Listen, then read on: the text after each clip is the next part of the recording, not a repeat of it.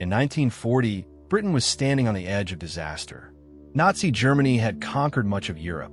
Britain stood almost alone, and the man chosen to lead, it was no stranger to darkness himself. Winston Churchill had spent years facing political failure, self-doubt, and periods of deep melancholy. Yet when his country needed confidence, he gave him his. Churchill became Prime Minister in May 1940, at one of the most dangerous moments in British history. German forces had invaded Western Europe. France was collapsing. British troops were trapped at Dunkirk, and the possibility of a German invasion of Britain was becoming terrifyingly real. But Churchill's own history was filled with failure. The disastrous Gallipoli campaign during the First World War had devastated his political career and forced him from the Admiralty. It was one of the darkest periods of his life. Churchill sometimes described a recurring darkness as his black dog. Historians still disagree about exactly what that phrase meant, and it would be wrong to give him a modern diagnosis with certainty. But there is little doubt that Churchill experienced periods of profound melancholy, and he developed ways of fighting his way through them. One was painting. When political life became unbearable, Churchill turned to the canvas. Painting gave his mind somewhere else to go. He stayed busy.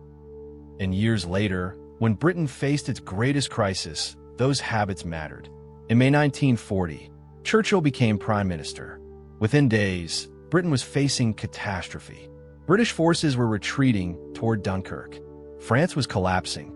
Hitler's Germany appeared almost unstoppable. He promised that Britain would resist. On June 4th, 1940, he told Parliament, "We shall never surrender." Those words weren't spoken by a man who knew the future. They were spoken by a man who understood how terrible the present was, and chose resistance anyway. That's what makes Churchill's story so powerful. He didn't defeat darkness by pretending it wasn't there. He painted when his mind became overwhelmed. He worked when failure haunted him, and he spoke courage into a nation while knowing exactly how frightening the situation was. Because courage isn't always feeling brave. Sometimes it's knowing exactly how afraid you are, and doing what must be done anyway. Churchill couldn't control the war. He couldn't control Hitler.